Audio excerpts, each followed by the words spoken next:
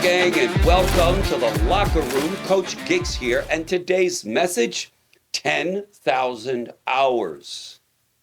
So what does that stand for? For many of you students out there, students of the game, you know what 10,000 hours represents.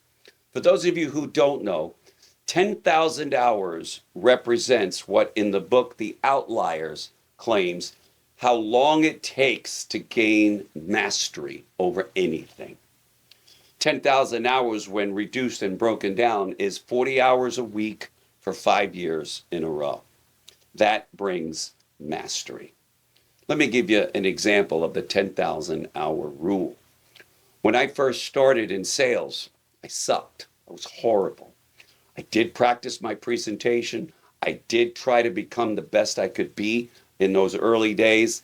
And then over time, though, as I kept making small improvements and kept getting better, and those 5 years kicked in, all of a sudden, by that 5th year, I mastered the sales presentation, mastered the process, and I went from a 30% closing ratio to a 90 to 95%. I like to say that I really had a 100% closing ratio because I don't count the people who said no. All right, little play on words there. But I did achieve and have gotten to that level, not because of my talent, not because of my unique abilities, or any of the old tiresome things that people will look at you and think you were gifted, you were born that way.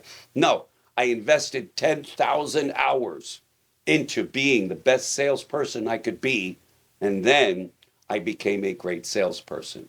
I used that same philosophy for leadership. It took me 5 years solid to eventually to where I have developed more owners like myself over the years, probably than most have done in my company.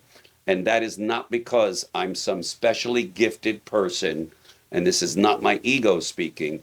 This is my 10,000 hours speaking, investing, and I still keep investing.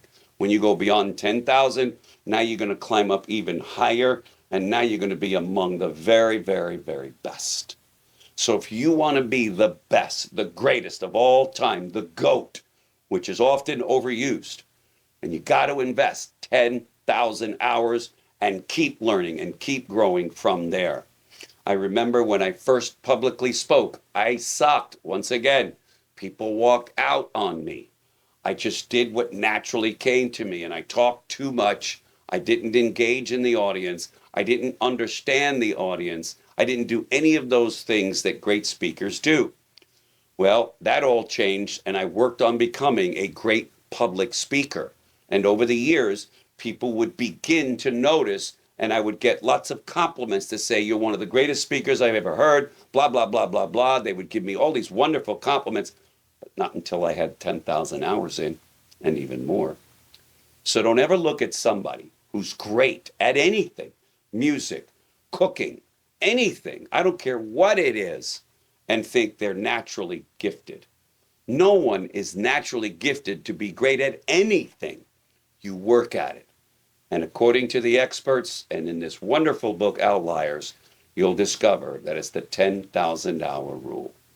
Engage in that, move forward in that. I wish you all the best as you become a master at what you do, because now you're going to be good for this world and good for people. Thanks for joining me, gang, and we'll see you in tomorrow's broadcast. Bye-bye.